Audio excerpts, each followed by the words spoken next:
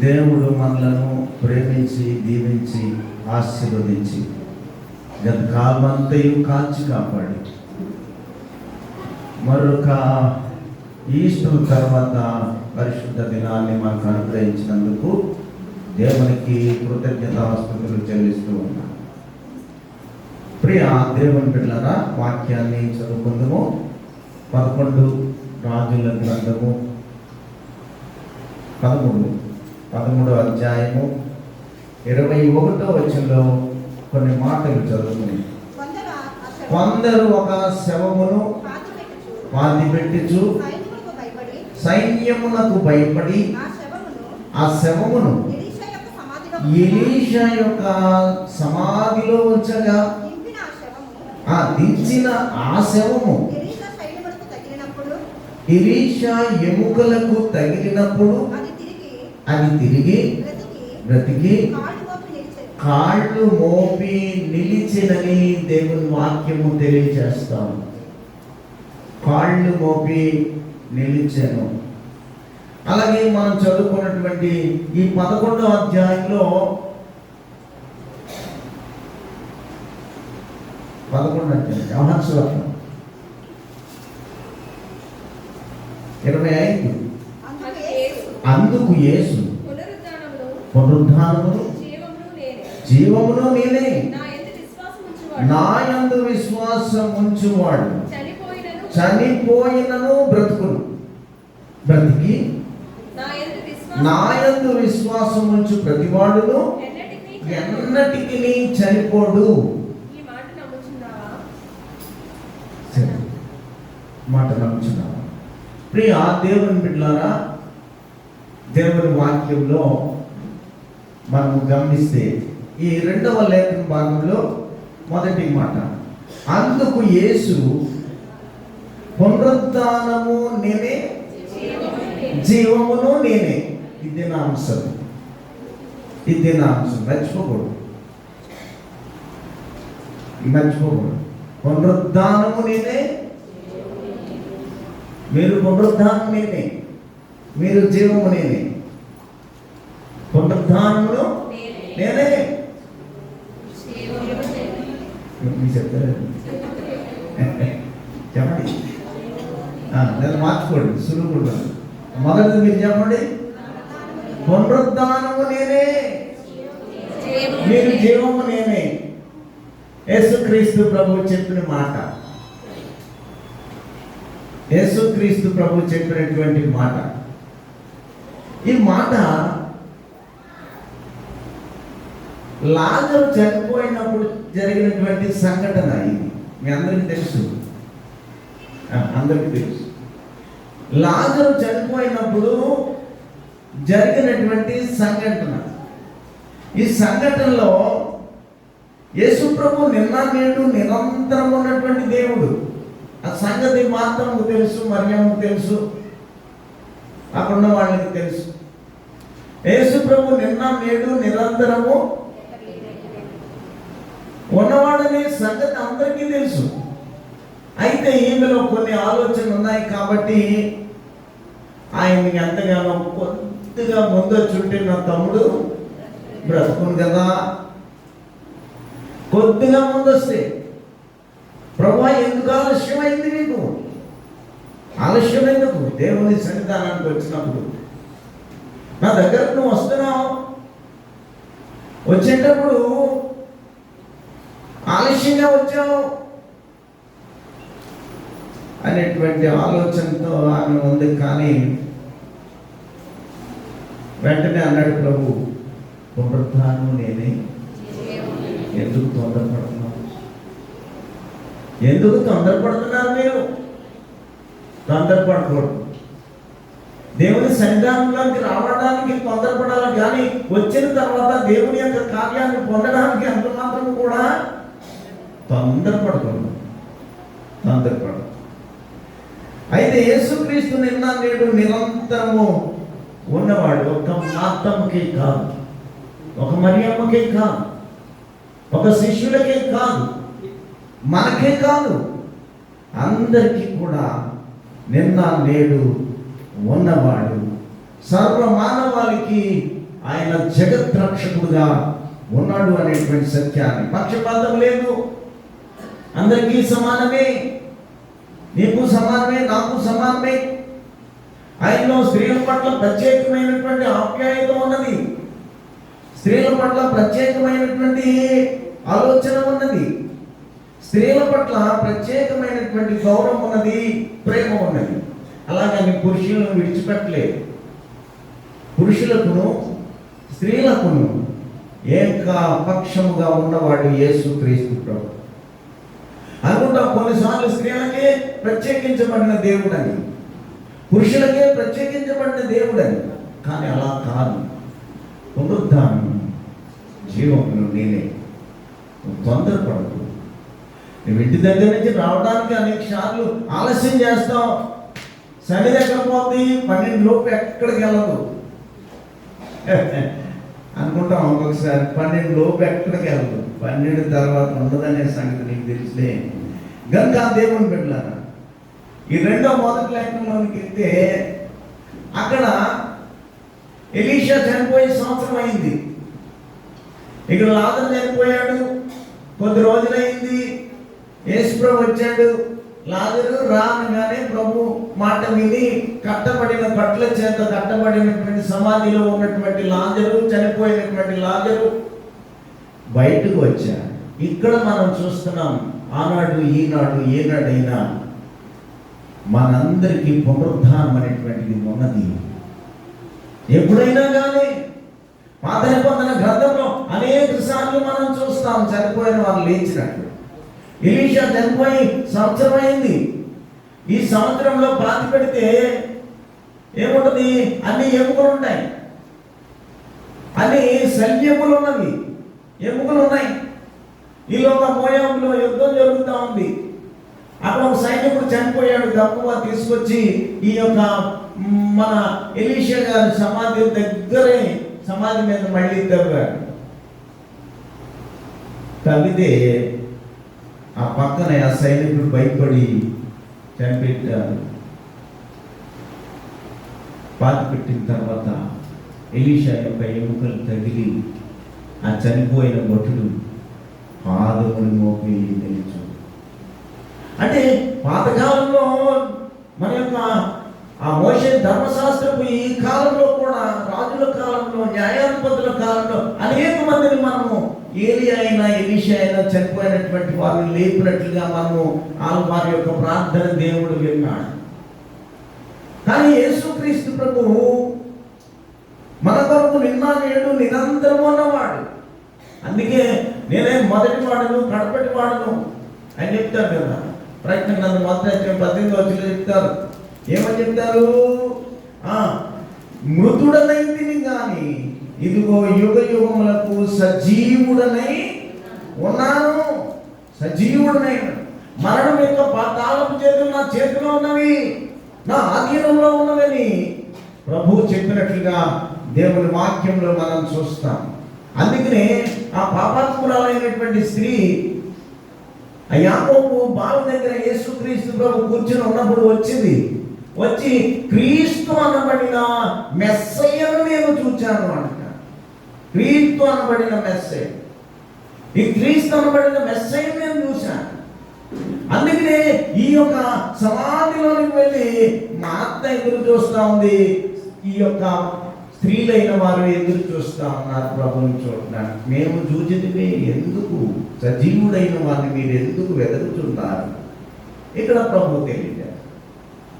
కాబట్టి భయపడకము, ఆయన ధరలై వెళ్ళి ఉన్నాడు కనుక ఎందుకు భయపడుతున్నారు? సజీవుడైనటువంటి యేసుక్రీస్తుని. పాపాత్మురాలైనటువంటి స్త్రీ కూడా ఆ బావి దగ్గర నీళ్ళ కోసం వెళ్ళి అడిగి నేను క్రీస్తు అనబడిన మెస్సయ్యను చూసినటువంటి. అందుకనే ఈ దిన అంశం ఏమిటంటే పునరుద్ధానము నేనే, జీవమును నేనే. కనుక సమస్త మానవాళిని మరొక రాజ్యం ఉన్నది. చనిపోయిన తర్వాత తొలిమెట్టని, చనిపోయిన ప్రతి వారికి పునరుద్ధానం ఉందని పరిశుద్ధ గ్రంథాన్ని బట్టి మనకి తెలుస్తాం. అందుకనే దేవుని వాక్యంలో మనం చూస్తే మండను గెలిచిన వాడు యేసుక్రీస్తు ప్రభు, ముద్రను గెలిచిన వాడు యేసుక్రీస్తు ప్రభు, కావలి వారిని గెలిచిన వాడు యేసుక్రీస్తు ప్రభు, సమాధిని గెలిచిన వాడు యేసుక్రీస్తు ప్రభు, మరణాన్ని గెలిచిన వాడు యేసుక్రీస్తు ప్రభు. అదే రీతిగా సాతానును ఓడించిన వాడు యేసుక్రీస్తు ప్రభు, లోకాన్ని జయించిన వాడు యేసుక్రీస్తు.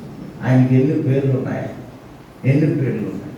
అందుకని ప్రభు అంటాడు యోహాను సువార్త 11:33 అక్కడ చెప్తున్నటువంటి మాట, లోకము మధ్యలో చూస్తే లోకములో మీకు శ్రమ కలుగును, అయినను ధైర్యము తెచ్చుకోండి, నేను లోకమును జయించి ఉన్నాను. లోకాన్ని జయించాడే, లోకాన్ని జయించుడే కాదు, సమాధిని గెలిచి ఉన్నాడు, సమాధి మీద ఉన్న రాయిని గెలిచి ఉన్నాడు, సమాధి మీద ఉన్న ముద్రను గెలిచి ఉన్నాడు, సైన్యమును గెలిచి ఉన్నాడు యేసుక్రీస్తు. అందుకే ఆయన పునరుద్ధానుడిగా ఈ లోకంలో సంచరించినటువంటి దినాల్లో మనం ఉన్నాం. ఆయన మరణం గెలిచినటువంటి మొదటి ఈస్టర్ దినం అయితే ఇది మొదటి ఆదివారము, పరిశుద్ధ దినము అని చాలా మంది అంటారు. జనవరి నుంచి జనవరి దాకా లెక్కేసుకుంటారు చాలా మంది. ఇక్కడ పప్పులు అడిగేస్తారు చాలా మంది. మీకు తెలుసో తెలీదు, నాకు తెలియదు. జనవరి నుంచి జనవరి దాకా మారు మనసు వచ్చేయాలా, జనవరి నుంచి జనవరి దాకా నేను పశ్చాత్తాప పడిపోవాలి, జనవరి నుంచి జనవరి దాకా బైబిల్ చదవాలి, జనవరి నుంచి జనవరి దాకా వాక్యం చదవాలి, ఈ వాక్యాన్ని చదవాలి, ఇలాగ రకరకాల అంచనాలు వేస్తాను. కానీ ఈ దినం మొదలెట్టాలి. ఈ దినం పునరుద్ధానం తర్వాత మొదట ఆదివారం నాటి నుంచి ప్రారంభించుకోవాలి. ఏదైనా జనవరి లెక్కకు ఈ పునరుద్ధాన దినము ఈస్టర్ వెళ్ళిన తర్వాత వచ్చేటటువంటి మొదట ఆదివారం నాడు మొదలుకొని నువ్వు దేవుని మందిరం మారకూడదు, దేవుని వాక్యం మారకూడదు, దేవుని ప్రార్థించడం మారకూడదు. ఇవన్నీ ఈ బైబిల్ సిద్ధాంత ప్రకారంగా మనం ఆలోచన చేస్తే ఈ దినం మొదలుకొని ప్రభువుని అంగీకరించాలి, ఈ దినం మొదలుకొని ప్రార్థన ప్రారంభించాలి, ఈ దినం మొదలుకొని వాక్యాన్ని ప్రారంభించాలి, ఈ దినం మొదలుకొని ఒక నూతనమైనటువంటి కార్యాలు చేయడానికి ఎప్పటికప్పుడు మనము ప్రయత్నం చేయాలి. ఎందుకంటే ఈస్టర్ తర్వాత మొదటి పరిశుద్ధ దినం ఇదే, ఈస్టర్ తర్వాత. ఎందుకే ఆ వాళ్ళు అపొస్తలులైన వారు ఎంతో శ్రమపడ్డారు, ఎంతో దుఃఖపడ్డారు. యేసుక్రీస్తు ప్రభు సిలువ వేయబడిన తర్వాత, ఆయన మరణించిన తర్వాత, లేచిన తర్వాత వారు అంతా భయాందోళనతో ఉన్నారు. వారి జీవితాల్లో, కష్టతరమైనటువంటి జీవితాల్లో, శ్రమతరమైనటువంటి జీవితాల్లో ప్రార్థన ప్రారంభమైంది, సంఘం ప్రారంభమైంది, సమస్యలు ప్రారంభమైంది. అది అపొస్తలులు చేసిన కార్యం. జనవరి వచ్చేసి వాగ్దానం తీసుకున్నాక అప్పుడు మొదలెట్టడం ప్రార్థన.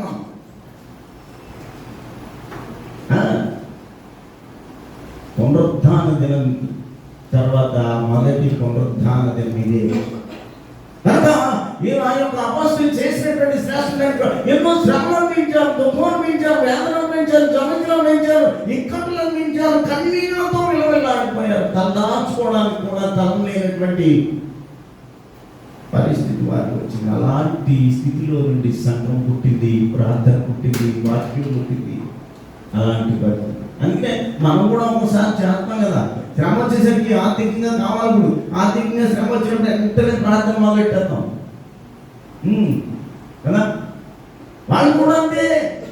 యేసుక్రీస్తు ప్రభు ఏమో మరణించాడు, మరణించిన తర్వాత నిన్నటి వారం నుంచి ఈ వారం నుంచి ఒక సుమారుగా 40 దినాల పాటు అందరికీ కనబడి వాదార్చిన రోజు ఇది.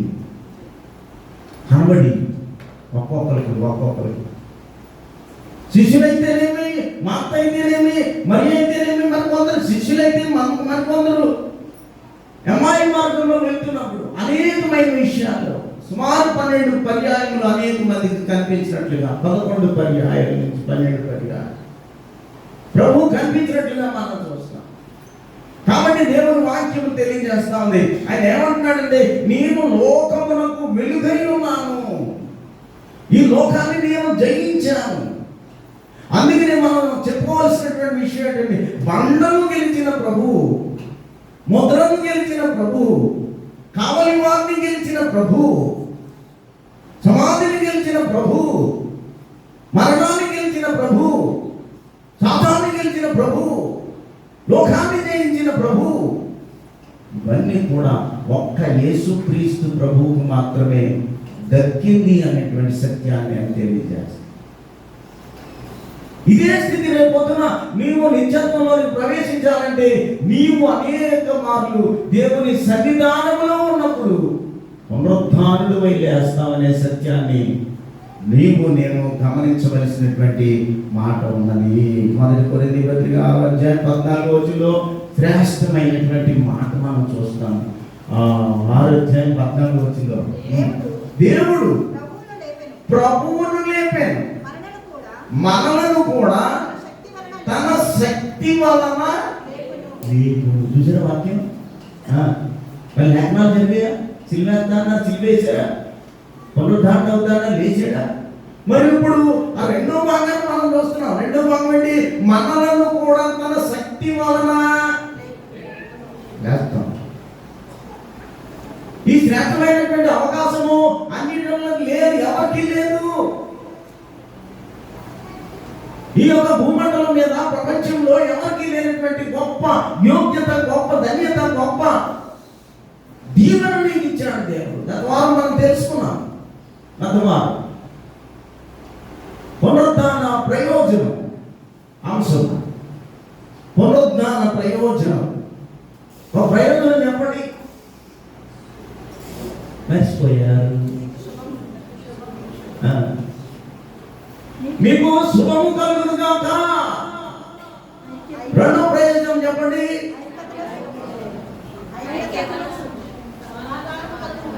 సమాధానము కలుగును గాక. 3 చెప్పండి, సంపూర్ణ దీవెన. సంపూర్ణ దీవెన 3 మళ్ళీ మధ్యలో మీరు పేరుస్తున్నారు. మీరు ఎందుకలాగా? ఎన్నదే ఒకటి చెప్పుకోవాలా? ఇప్పుడు చెప్పండి, అంశం ఏంటి? ధర్మారం, పునరుద్ధాన ప్రయోజనం, పునరుద్ధాన పండగ అనుకోండి. 1 2 శుభము కలుగును గాక, సమాధానము కలుగును గాక, సంపూర్ణ దీవెన కలుగును గాక, సంపూర్ణ ఆశీర్వాదము కలుగును గాక. ఏముదయ్య ఇంకెందుకు ఇలా చెప్పడం? పొంది తీర్చుకుని చెప్పడికప్పుడు తగ్గించాలా? తగ్గిస్తే సులువు ఉంటుంది. సరే, ఎక్కడున్నాం? 1 కొరింథీ పత్రిక 6:14 చదువు. దేవుడు ప్రభువును లేపాను, మనలను కూడా రేపు పొద్దున ఆయన శక్తి వలన లేపును. దేవుని శక్తి వలన, నీ శక్తి కాదు, నా శక్తి కాదు. ఈ లోకంలో ఉందని చెప్పే నీ శక్తి, ఈ లోకంలో ఉందని చెప్పే నీ బలం, ఈ లోకంలో ఉందని చెప్పే నీ సంపూర్ణమైనటువంటి నడవడిక. కానీ నీ జీవితాన్ని దేవునికి అప్పగిస్తే దేవుని శక్తి చేత నడుస్తావు, దేవుని బలం చేత నడుస్తావు, దేవుని కృప చేత నడుస్తావు, దేవుని యొక్క ఆశీర్వాదం చేత నడుస్తావు.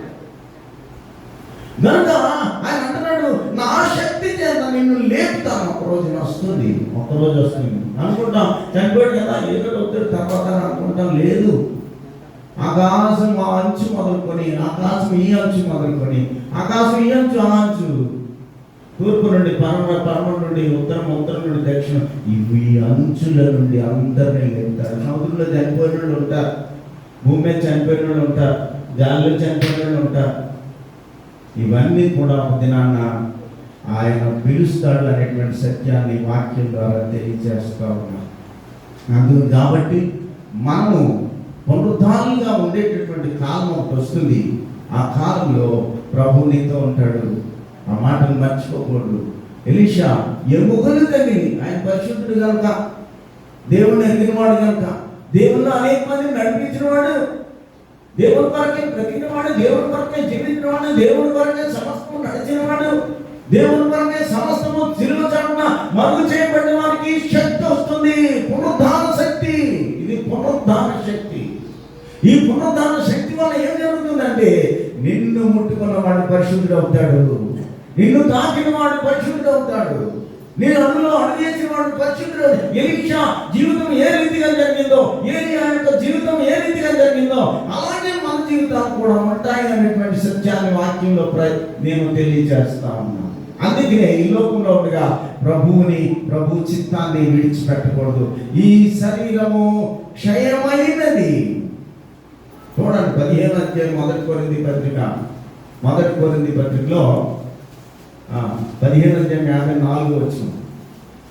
ఈ క్షయమైనది అక్షయతను ధరించుకొనినప్పుడు ఈ మత్స్యమైనది అమర్త్యతను ధరించుకొనినప్పుడు విజయమందు మరణము మృంగివేయబడెను. అది అసలైనటువంటి మాట. విజయమందు మరణము మృంగివేయబడెను. చూసారా? మరణం అంటే ఏమిటి? క్షయమైనది దేహము, మట్టి వంటిది, క్షయమైనది. రెండవది ఏమిటి? ఈ మత్స్యమైనది, మట్టి వంటిది. ఎలా మారాలంటే అక్షయతను ధరించుకోవాలి. అలాగే అమర్త్యతను ధరించుకోవాలంట మనము. అమర్త్యత అంటే ఇంకా చావులేని. అమరుడవు నీవు నా యేసయ్యా, ఆదియు అంతము నీవేనయ్యా. అమరుడవు నీవు నా యేసయ్యా, ఆదియు అంతము నీవేనయ్యా. ఆదిలో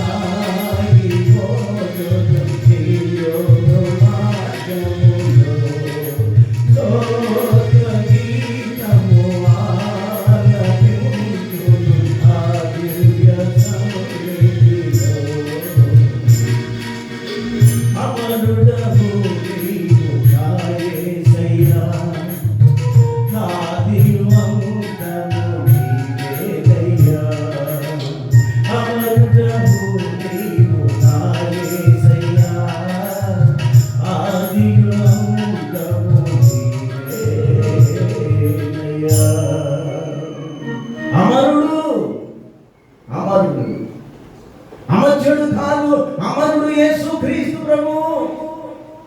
కాబట్టి యేసుక్రీస్తు ప్రభు యొక్క గుణాన్ని, యేసు ప్రభు యొక్క మనస్సును, స్వభావంలో నీవు కలిగినప్పుడు, నీవు మరణించినప్పటికీ కూడా నీవు పునరుద్ధారుడు అవుతావు అంటున్నాడు. అందుకే ప్రభు అన్నాడు, పునరుద్ధానం నేనే, జీవము నేనే. కనుక ఈ జీవము లక్షణాన్ని మనం కోల్పోకూడదు. ఈ పునరుద్ధానం యొక్క భాగము అర్థం ఏమిటంటే, రేపు పొద్దున నీకు ఉన్నది. మరణించినటువంటి ప్రభు శక్తి చేత లేపబడేటటువంటి స్థితిని నీవు నేను పొందుకుంటాము అనేటువంటి సత్యాన్ని వాక్యం తెలియజేస్తా ఉంది.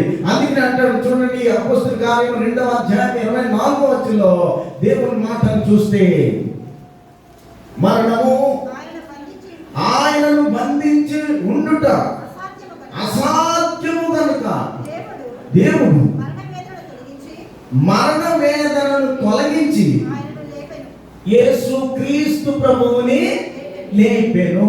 ఆయన యేసు ప్రభు. కాబట్టి ఈ స్వస్థత, ఈ పునరుద్ధానము, ఈ జీవము, ఈ సంపూర్ణమైనటువంటి దేవుళ్ళు ఎదుగుదలని ఇస్తాడు. దేవుడు ఎదుగుదలని ఇస్తాడని వాక్యంలో తెలియజేస్తాడు. కనుక నేను పట్టుకున్నటువంటి ఈ కొమ్మ, యేసుక్రీస్తు అనేటువంటి కొమ్మ పట్టుకున్నావు. యేసుక్రీస్తు అనే చెట్టు మీద ఉన్నావు. యేసుక్రీస్తు అనే ఆ శ్రేష్టమైనటువంటి చెట్టు మీద నీవు ఉన్నావు. ఈ స్థితిని కోల్పోకూడదు. ప్రభువా, ఈ లోకంలో ఉన్నంత కాలము నీ తోడున్నది దయచే, నీ నీడున్నది దయచే, నీ సహాయం దయచే, నీ రక్తం చేత నన్ను ప్రోక్షించు, నీ సిలువ చాటు నన్ను మరుగుపరచు, నీ ఆకాశపాకులెక్కి నన్ను ఆశీర్వదించు ప్రభువా, నీ చెట్టుకే నన్ను తోసివేయకు ప్రభువా అని నిత్యము ప్రార్థన చేయాలా. ఈ పునరుద్ధాన శక్తిని నీవు నేను పొందుకోవాలి. అందుకనే దేవుడు ఈ దినము పునరుద్ధానం నేనే జీవం నేనే అని తెలియజేస్తాం. చూడండి, రోమా పత్రికలో పరిశుద్ధుడైన పౌలు రాసిన పత్రిక 8:11 మృతులలో నుండి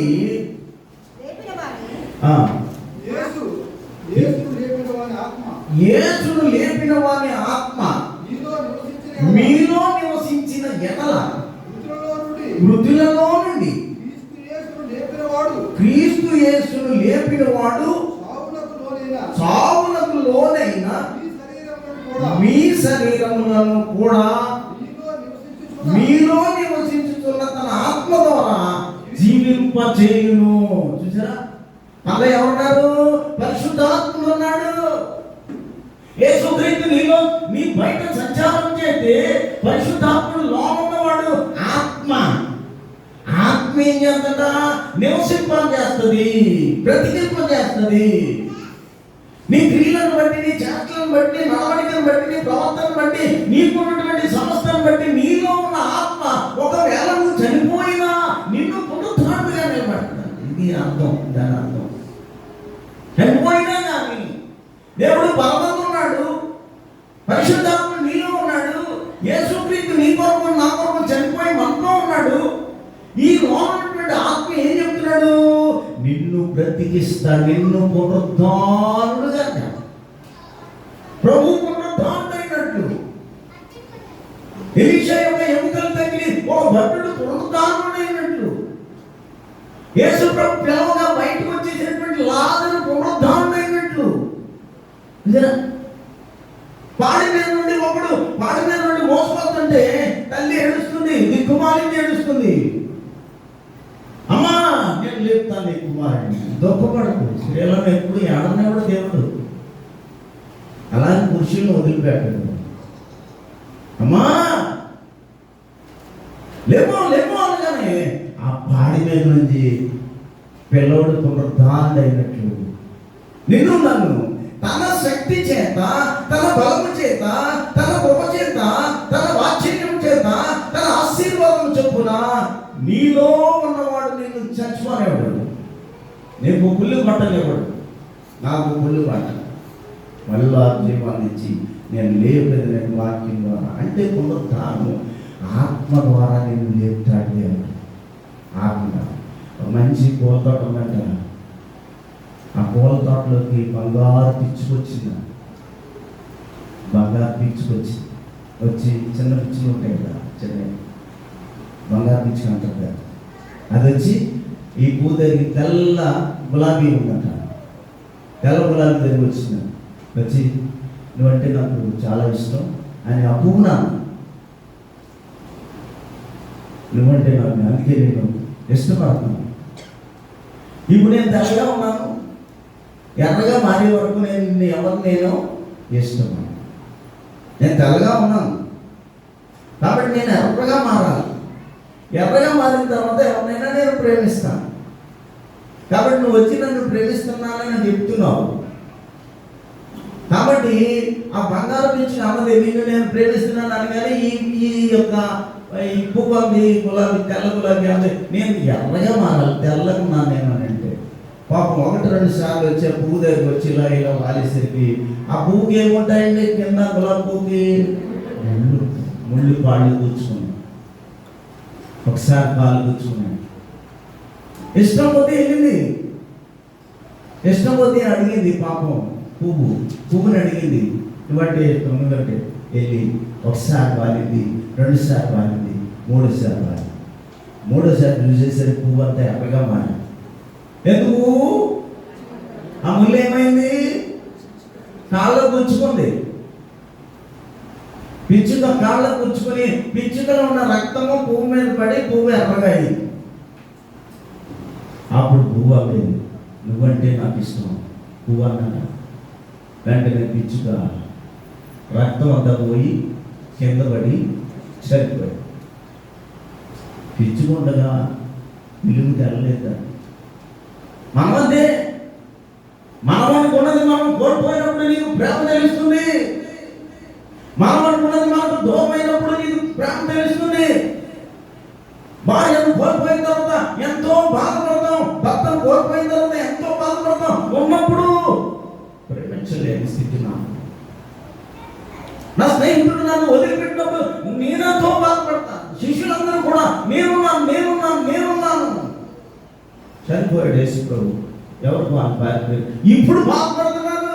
ఒంటరి జీవితం అయిపోయింది వాళ్ళకి. ఈ పిచ్చుగా చనిపోయిన తర్వాత ఫ్లవర్ అంటుందంట, నేను ప్రేమిస్తున్నాను లేవు అంటుంది. నేను ప్రేమిస్తున్నాను, నేను లేదు.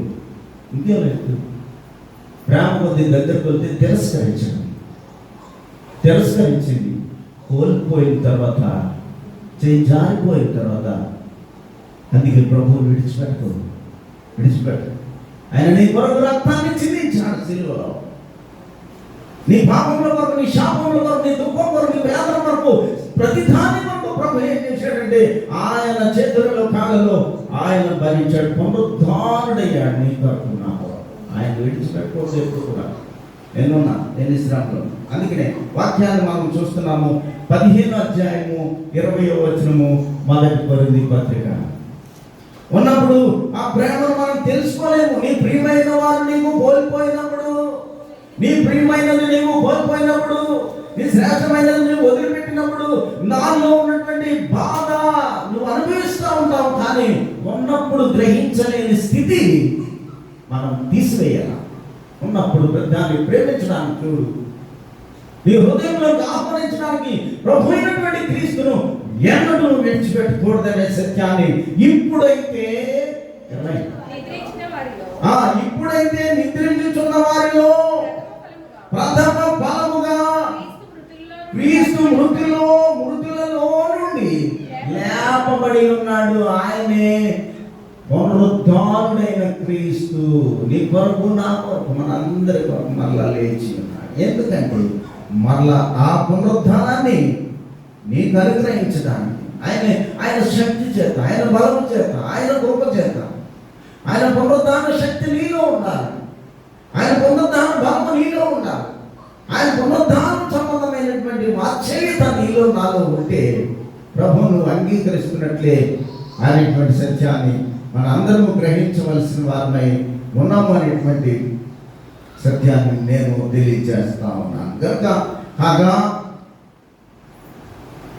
రోమపత్రిక 15వ అధ్యాయం 14వ వచనంలో, రోమపత్రిక 15వ అధ్యాయం 14వ వచనం, కాగా మీరు కేవలం 13 చూడండి. 15 మీరు పరిశుద్ధాత్మ శక్తి పొంది విస్తారముగా నిరీక్షణ గలవారగుటకు, నిరీక్షణ కర్తయు దేవుడు విశ్వాసం ద్వారా సమస్త ఆనందముతోను సమాధానంతోను మిమ్మును నింపును. ఎప్పుడైతే దేవుని యందు నిరీక్షణ కలిగి ఉంటావో ఈ పునరుద్ధాన శక్తిని నీకు ఇస్తాడు. పునరుద్ధానమైనటువంటి ఈ ఫలాన్ని నీకు ఇస్తాడు. ఆయన ఎంతగానో నిన్ను అభిషేకిస్తాడు. అది ఏంటన్నా సమస్తానందము సమాధానము మిమ్మును సంపూర్ణముగా నింపును అనేటువంటి శక్తి బలాన్ని నీకు తెలియజేస్తా ఉన్నాడు. చూడండి, కాబట్టి ఈ స్థితిని మనము కోల్పోకూడదు. ఈ ఫలాన్ని మనము కోల్పోకూడదు. ఘనమైనవి నీ కార్యములు నా ఎడల, ఘనమైనవి నీ కార్యములు నా ఎడల, స్థిరమైనవి నీ ఆలోచనలు నా యేసయ్యా. కృపలను చూపుచు కృతజ్ఞత కలిగి, కృపలను చూపుచు కృతజ్ఞత కలిగి,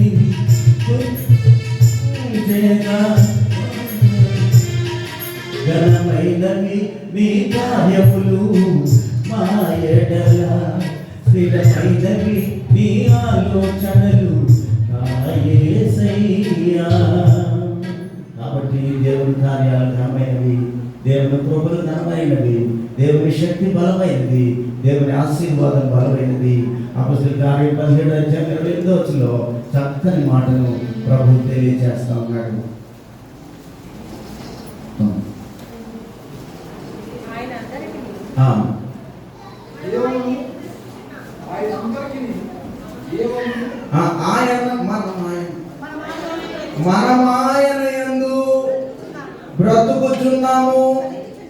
చలించుచున్నాము,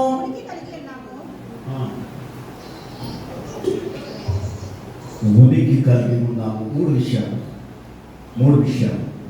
మనం ఆయన యందు బ్రతుకుతున్నాము అంటే ఆయన పునరుద్ధానంలో బ్రతుకుతున్నావు, ఆయన ప్రేమలో బ్రతుకుతున్నావు.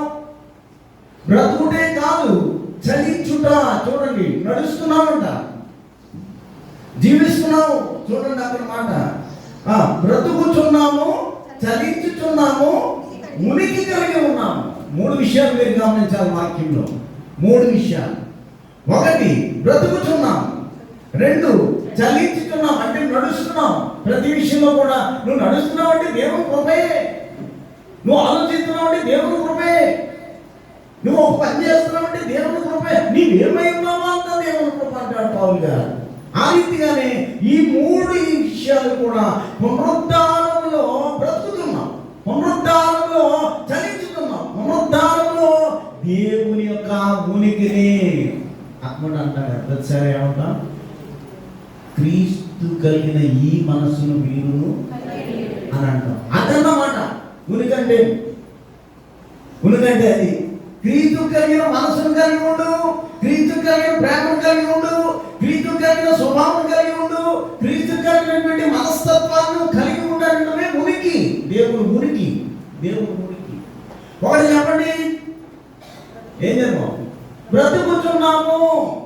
రెండు, చలించుతున్నాము. మూడు, దేవుని యొక్క ఉనికిని కలిగి ఉన్నాము. దేవుల్లో బ్రతుకుతున్నావు, దేవుల్లో చలిస్తున్నావు, దేవుల్లో. కాబట్టి చూడండి అంత చక్కగా చెప్పాడు. కాబట్టి ఆత్మస్వరూపి అయిన దేవుల్లోను, ఆదరణకర్త అయిన దేవుల్లోను సమస్తము కూడా నీ జీవితాన్ని ఉండడానికి, నువ్వు నడవడానికి సమస్తము ఈ పునరుద్ధాన సంబంధమైనటువంటి ఈ నడవడిక మన అందరికీ రావాలి. ప్రభు మన కొరకు లేచి ఉన్నాడు కాబట్టి ఆయన లేచి చేసినటువంటి ప్రతి కార్యాన్ని నీకు నేను జ్ఞప్తికి తెచ్చుకునే వారుగా ఉండాలి అనేటువంటి సత్యాన్ని ఈ వాక్యం ద్వారా తెలియచేస్తా ఉన్నాను. అంతేకాదు కానీ యోహాను అంటాడు కదా 14-16 వచనంలో ఒక మాట మనం చదువుదాం.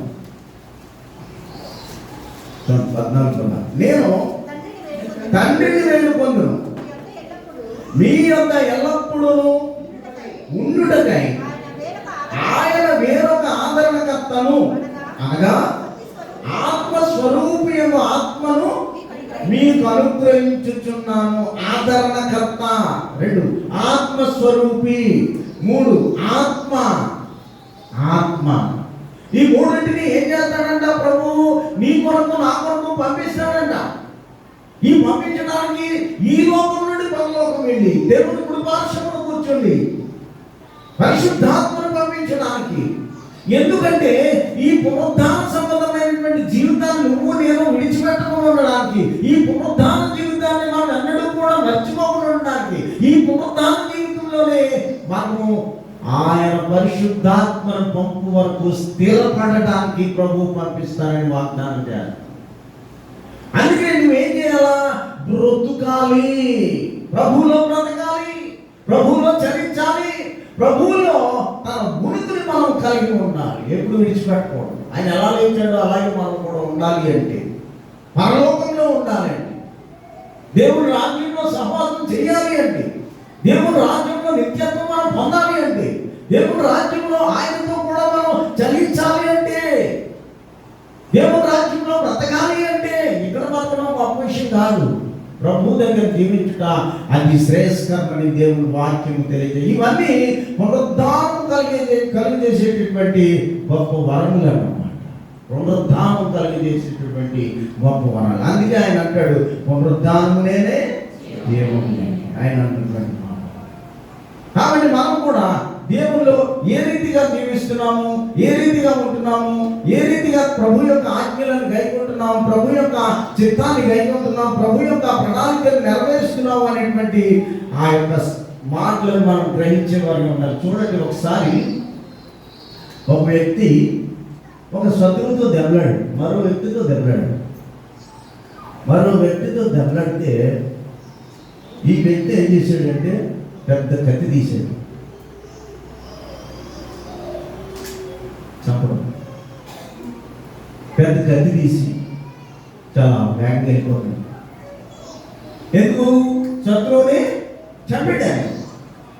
శత్రువుని చంపేయడానికి చేతితో కత్తి పట్టి, నేను ఎప్పుడూ జరిగింది గొడవ, ఈరోజు కత్తి పెట్టి వెళ్తున్నాడు చంపేద్దామని. వెంటనే ఒక గురువు గారు కనపడు మధ్యలో కనపడి, ఏమయ్యా ఎక్కడికి నీ ఆవేశం చూస్తే ఏదో పెద్ద గొడవ తెచ్చేలా ఉన్నావు, ఏంటి విషయం అని. ఏం లేదండి, నేను ఒకటి చంపడానికి వెళ్తున్నాను, అక్కడ నాకు పెద్ద శత్రువాడు, నేను ఇంకేమి లేదని చంపేస్తానండి. ఇదేంటో చూసారా? పెద్దది ఇది చంపేస్తాను. ఎందుకయ్యా? ఆడ చచ్చిపోతాడు, 6 నెలల్లో చచ్చిపోతాడు. ఇప్పుడు నువ్వు చంపడం ఎందుకు? 6 నెలల్లో చచ్చిపోతాడు, ఇప్పుడు నువ్వు చంపడం ఎందుకు? 6 నెలలు చచ్చిపోతాడా? సరే, ఎంత కోపం వచ్చింది, ఎంత ఉద్రేకం, ఎంత రోషంతో వచ్చాడు. చంపేటప్పుడు ఆడ ఇంత మాత్రం బలగా వీల్లేదు, అందుకే నేను పట్టుకుని వస్తున్నాను. ఇది గురువుగారు కనపడ్డారు, చెప్పారు, కంగారు పట్టు, ఆడు 6 నెలల్లో చచ్చిపోతాడు. ఇంకెందుకయ్యా నువ్వు చెప్పడం? వెళ్ళాడు. నిజమా? నిజం. వెళ్ళిపోయి 6 నెలల తర్వాత వచ్చినట్ట, గురుగారు ఆడు చచ్చిపోలేదు, ఆడు చచ్చిపోలేదు, ఇంకా బతుకున్నాడు. గురుగారు ఆ రోజు మీరు చెప్పారు కాబట్టి నేను వచ్చేసాను, ఆడు నా ముందే తిరుగుతాడు, అందుకే వచ్చాను మిమ్మల్ని అడగను. నేను చచ్చిపోతాడు అన్నది ఎవరన్నా తెలుసా నీకు అని అడిగారు. ఎవరినంటారు? ఎవరినన్నాడైనా గడిగింది. ఆడు అంటే ఎవడు? నీలో ఉన్న పాపం. ఆ నీలో చచ్చిపోతాడు అన్నాడు. ఆడంటే అతను కాదేమో నేను అన్నది. ఆడంటే నీలో ఉన్న పాపం, నీలో ఉన్న ఆవేశం చచ్చిపోతాడని అన్నామేమో. నిజంగా 6 నెలలు దాటింది, ఇది చచ్చిపోయింది కదా. మరి నిజంగా ఆలోచించాలి. ఏదైనా పని చేసేటప్పుడు, ఏదైనా కోపపడేటప్పుడు, దేశం నీలో ఉన్నప్పుడు, ఆవేశం నీలో ఉన్నప్పుడు, అసూయ నీలో ఉన్నప్పుడు, ఎదుటి వారిని హింసించాలని, బాధించాలని, కోపించాలని నువ్వు తలంచినప్పుడు కొద్దిసేపు మనం ఆలోచన చేస్తే, వాడు అన్నాడు, గురువు గారు అన్నాడంట, నేను చచ్చిపోతానన్నది నీ శత్రువు కాదు, నీలో ఉన్న కోపం 6 నెలలు కొద్ది పోతుందని చెప్పాను నేను. అందుకే ఇప్పుడు కోపావేశాలు నీలో పోయి ఆ రోజు నువ్వు చంపేస్తుంటే జైలు పోదు నువ్వు. ఇప్పుడు కూడా జైల్లో ఉంది నువ్వు. కాబట్టి నీలో కోపం తగ్గింది, నీలో ఆవేశం తగ్గింది, నీలో ఆక్రోషం తగ్గింది. కాబట్టి అతని జోలికి మరి ఎన్నడూ వెళ్ళా. మా మీరు ఆలోచన చేసిన, నిజంగా నా భార్య వదిలేదు, నా బిడ్డ వదిలేదు, నా కుటుంబాలు వదిలేదు, నేను దిక్కుమాలి వాడి జైల్లో ఉన్నాను. మీరు చెప్పినటువంటి మాట నా జీవితానికి మూల మాట, నా జీవితానికి మూల. కాబట్టి ఒకరికి ఆలోచనించే వాళ్ళగా ఉండాలి. కానీ కోపావేశాలు పెంచుకోవడం వల్ల, ఉద్రేకాలు మనం పెంచుకోవడం వల్ల శాశ్వతమైనటువంటి నరకాన్ని అనుభవిస్తుంది. క్రీస్తు అలా చేయలేదు, భరించాలి నీ కొరకు నాకు. అందుకనే ఆయన పునరుద్ధానము నేనే, జీవము నేనే అని అనేక పర్యాయాలు పరిశుద్ధ గ్రంథంలో రాయబడినట్లుగా మనం చూస్తున్నాము. కొన్ని మాటలు, 2 మాటలు చెప్పి ముగిస్తాను, సమయం కూడా ఆసన్నమైంది.